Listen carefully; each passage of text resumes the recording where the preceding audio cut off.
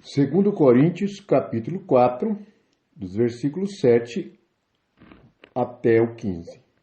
Temos, porém, este tesouro em vaso de barro, para que a excelência do poder seja de Deus e não de nós.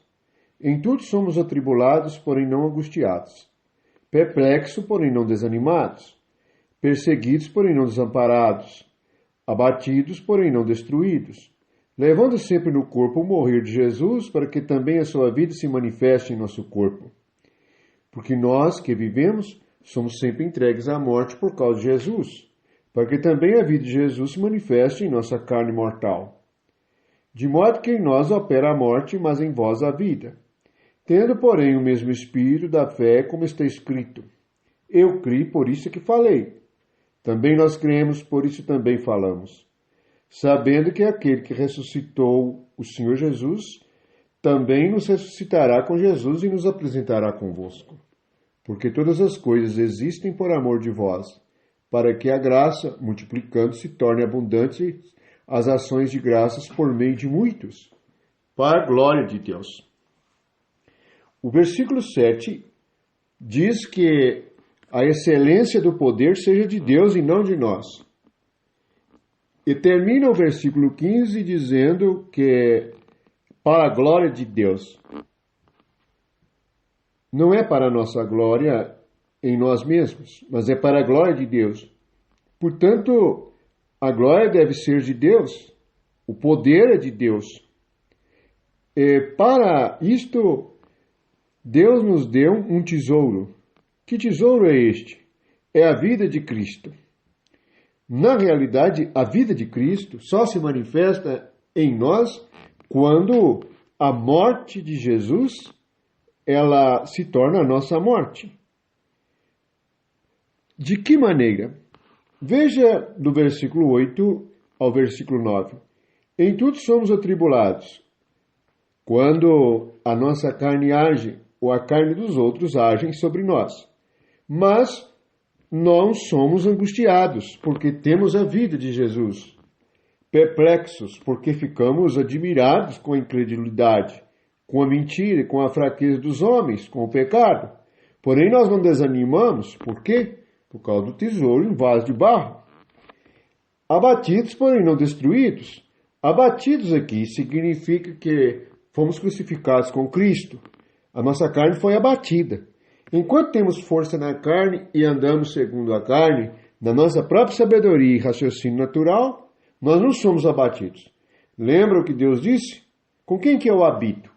Com os abatidos, com os contritos de coração. E o que trazemos no versículo 10?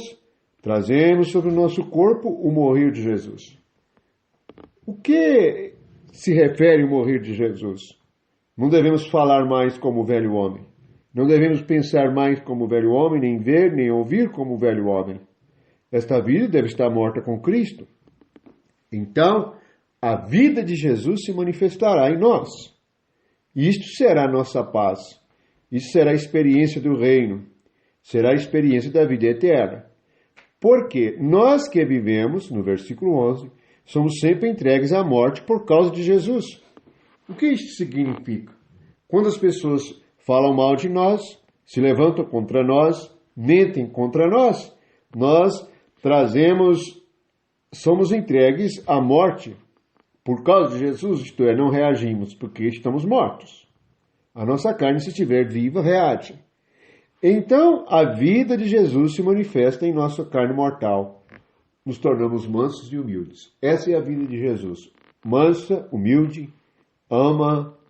A vida de Jesus é bondade, domínio próprio, benignidade, paciência, todas as coisas positivas. Portanto, ele diz que, tendo, porém, no versículo 13, o mesmo espírito de fé, como está escrito, eu criei, por isso é que falei. Veja que este é o fruto da nossa palavra de fé. Se cremos, falamos. Então, no versículo 14, há algo maravilhoso. Pois chegará o tempo da nossa ressurreição. Então, o tesouro não estará mais em vaso de barro, porque o nosso corpo também será semelhante ao de Cristo. Então, ele diz, sabendo que aquele que ressuscitou o Senhor Jesus também nos ressuscitará com Jesus e nos apresentará convosco, porque todas as coisas existem por amor de vós. Pai, que a graça, que graça? É Jesus Cristo, é o tesouro em cada um de nós, multiplicando-se. Cristo vai aumentando em nós dia após dia até transbordar. Torne abundante as ações de graças por meio de muitos. Então, muitos que creem serão agradecidos a Deus para a glória de Deus. Que possamos estar nesta fé e falar desta fé e dar testemunho da vida que se manifesta em nosso corpo mortal, do tesouro que nós trazemos neste corpo de barro. Assim, nós um dia ressuscitaremos também no nosso corpo mortal, e o nosso corpo será tão imortal quanto de Jesus. Por isso, Jesus é chamado o primogênito dos mortos. Bendito seja o Senhor.